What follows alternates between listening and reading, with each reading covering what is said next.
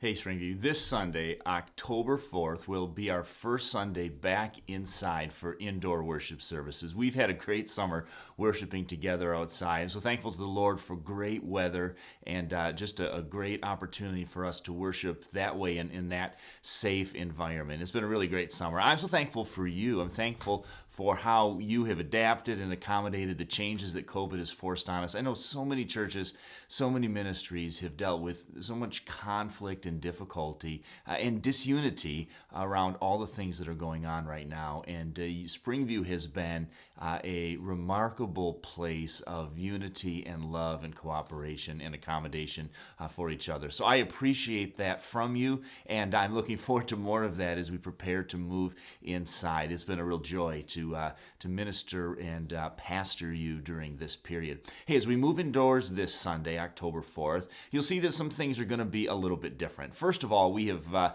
moved the chairs around in the auditorium to try to create enough social distance to worship more safely. And one of the things that's meant is we've had to take a number of chairs out to get that space.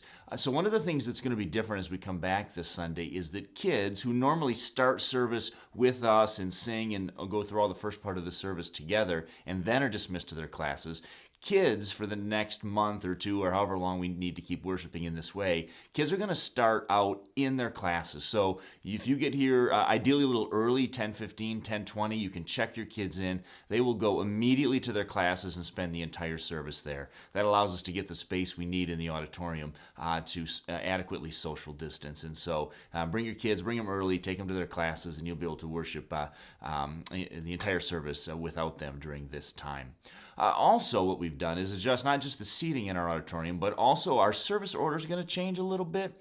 Typically, we sing early in the service, then preach at the end. We're going to switch that around for the near future. We're going to preach earlier in the service, and we're going to sing at the end. That way, if anyone is concerned about singing together in a closed space, and you can leave after the sermon is done and step out early, that's totally fine. And either way, when we finish singing, we'll be moving out anyway. We'll keep the windows open if the weather is even halfway decent. We'll keep the windows open and kind of keep as much air circulating through there as possible.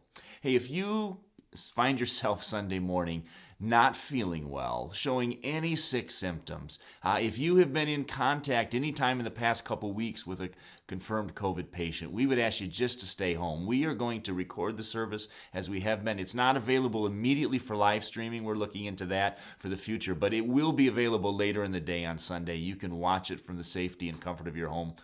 Your own home. And so if you've been feeling sick at all, any symptoms, please just stay home, and we're going to try to stay as safe as we possibly can.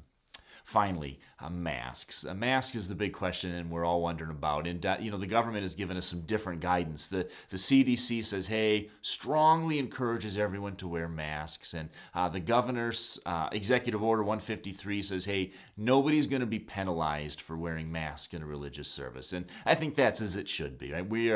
There's no penalty for wearing a mask. We're not going to kick anybody out or refuse you entrance if you're not wearing a mask.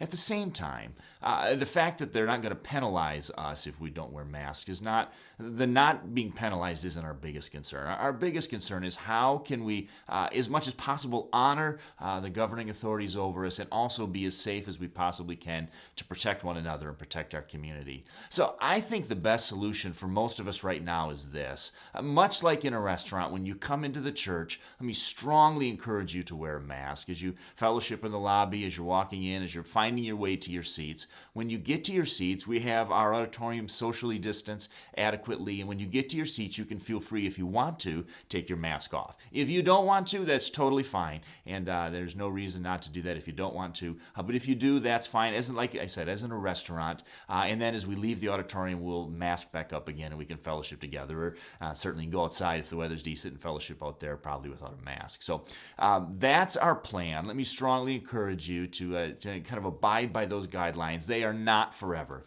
This is a temporary solution to what we hope is a short-term problem. We want to be as safe as we can. We want to respect each other's space, so don't run up and hug and put your arms around. We're not going to shake hands. We're not going to pass an offering plate. We're going to respect each other's distance during this time and respect each other's health and concerns. And not everyone's going to come the same way, and that's fine. But let me strongly encourage you to abide by these requests and these guidelines over the next several weeks. And we'll adjust those as the situation changes, and hopefully we'll be out of this season before too real long. But I appreciate your cooperation in advance. Really looking forward to gathering together this Sunday, and we'll, Lord willing, see you there. Thanks.